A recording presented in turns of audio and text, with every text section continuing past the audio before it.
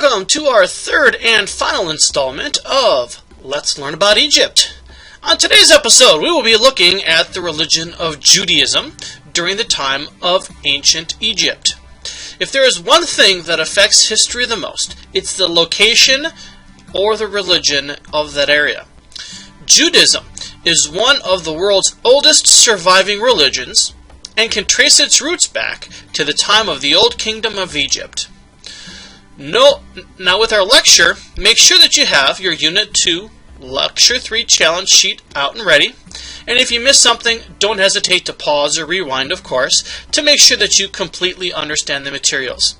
Please make sure that you put away all your distractions and cell phones, as well as any other devices. Trust me when I say you will get through a lot of this stuff a lot easier with those things out of the way. Finally, I would suggest that you listen to the complete lecture, not just skip ahead or hit the pause button just on the slides that you want. There are things that I talk about in this lecture that are not in the notes or not on the slide, fill in the blanks. So please make sure you're actually listening and paying attention to get that information. So, with all that lovely stuff out of the way, let's begin.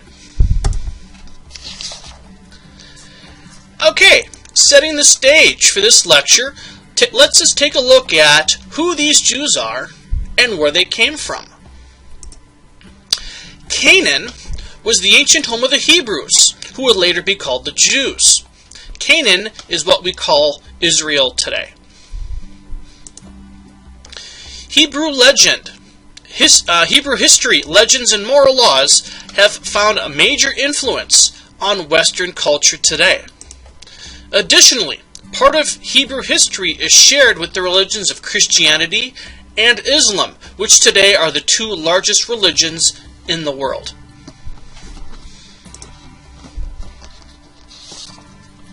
Here we get a map that identifies the location of ancient Canaan, which is also known as Palestine according to the map.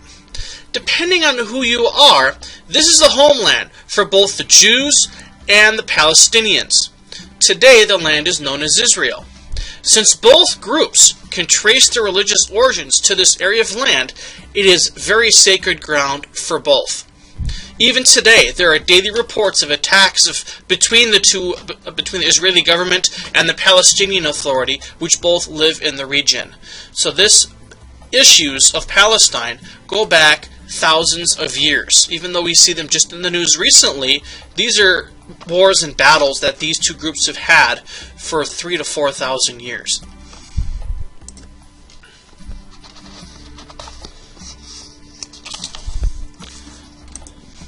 The search for a promised land. Because of its strategic location between Africa, Asia, and Europe, ancient Palestine's location made it a crossroad to the ancient world. If you wanted to trade or get from Egypt to the areas of north of the Mediterranean Sea, you would need to go through Palestine to do that.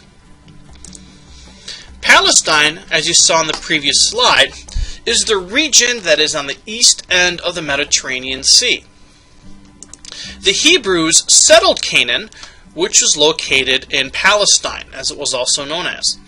This obviously might cause some problems for those who already lived there. The Bible speaks of a battle between the Hebrews and the inhabitants of the city, where in the end the Hebrews would win. According to the Bible, Canaan was the land God had promised to the Hebrews.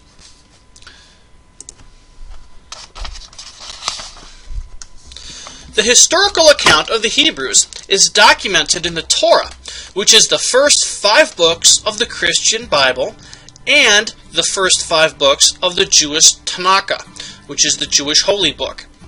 Torah means instruction, according to the Hebrew translation, and is included in the books of Genesis, Exodus, Leviticus, Numbers, and Deuteronomy in both of these books. Christians and Hebrews traditionally believe that God had dictated this book to Moses, who then in turn wrote it down. Today, most scholars believe that the first 5 books were written by multiple authors over a period of several centuries.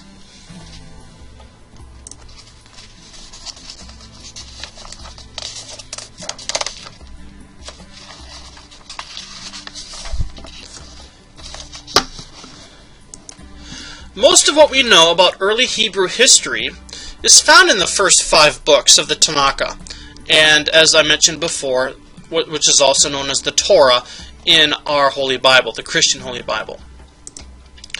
If the Torah is the most sacred writings the Hebrews had, it also makes up the Old Testament for Christians. So it's the most important part for the Hebrews, and it's the foundation for the Christian religion as well. In the book of Genesis, God chose a guy by the name of Abraham to be the father of the Hebrew people, and it is from there that we have the beginnings of the Jewish or the Hebrew religion.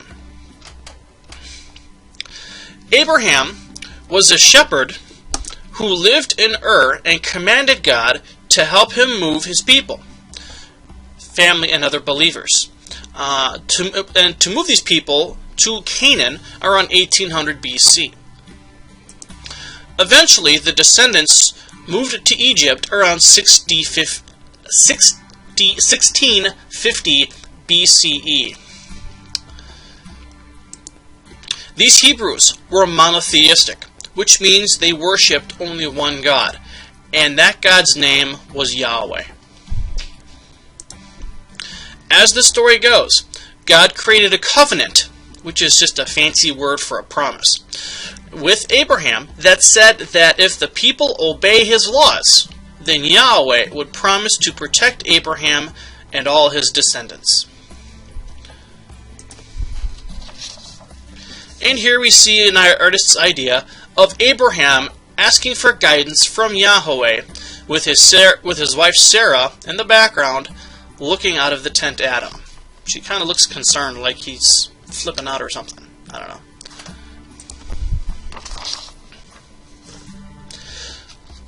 So, where did these Jews come from? Well, we do know some information about them. Maybe you haven't wondered yourself about where they've come from, but it's still important to understand their cultural history and to understand that all this information about the Jews, because it is one of the longest lasting religions, and a lot of religions came from the Jewish faith. It was during the time of Abraham where the Hebrews would migrate to Egypt due to drought and famine, according to the Bible anyway. At first, the Hebrews were accepted into Egypt. Back then, the Egyptians were very open to society for all different types of religions and beliefs and cultures. However, this was short-lived, and as a result, the Hebrews would end up being forced into slavery.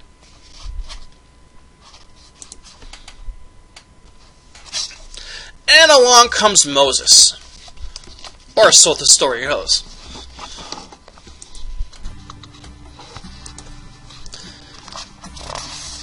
Moses would become the savior of the Hebrews. Let's take a brief look at what the Jews believe about this prophet. At the time of Moses' birth, the Pharaoh felt threatened by the Hebrews and commanded that all firstborn male Hebrews be killed.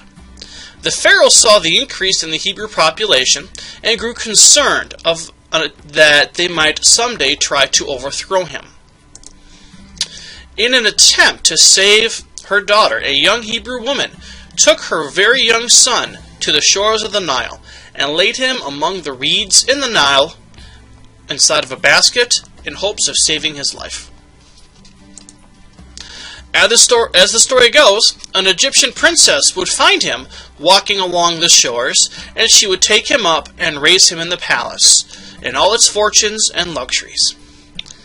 What a lucky guy. Here we see how lucky he was when he was laid and found by this princess.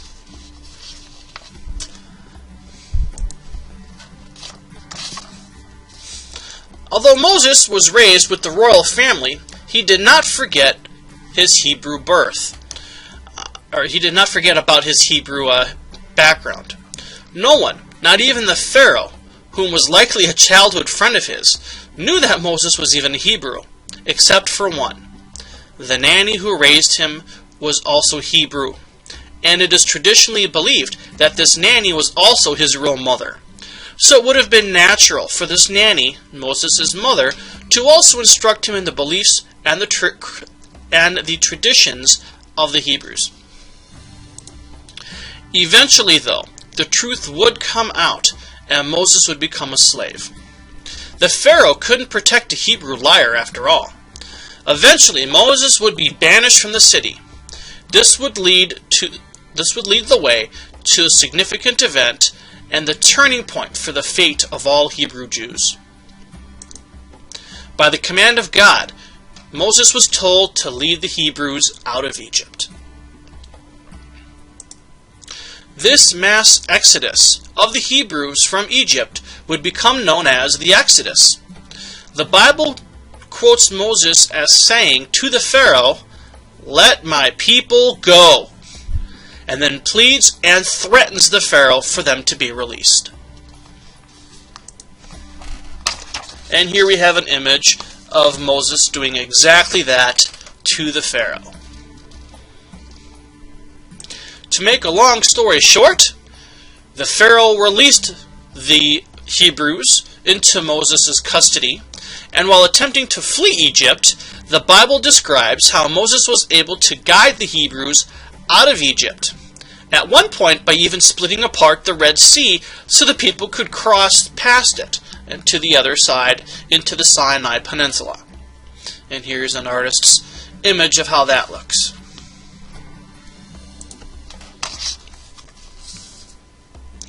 After they crossed the Red Sea, Moses led the Hebrews across the Sinai Peninsula, eventually to the base of Mount Sinai, where he went up the mountain to pray alone. Once there, Moses spoke to God and was given the 10 Commandments carved onto 2 tablets. These 10 Commandments and other teachings would become the basis of religious law of Judaism and eventually Christianity. If you recall back from our unit on Hammurabi, the story of Moses and Hammurabi are very similar. Instead of Kabash being the one that gave the laws to Moses, in this case it was the Hebrew God. So a lot of these stories that we see are very similar when it comes to these laws and religious traditions.